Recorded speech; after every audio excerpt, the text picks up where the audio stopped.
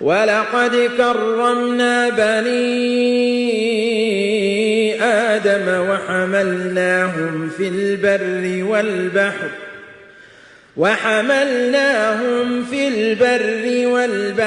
ورزقناهم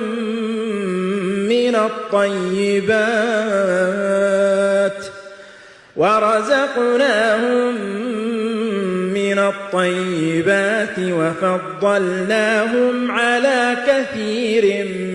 ممن خلقنا تفضيلا يوم ندعو كل أناس بإمامهم فمن أوتي كتابه بيمينه فأولئك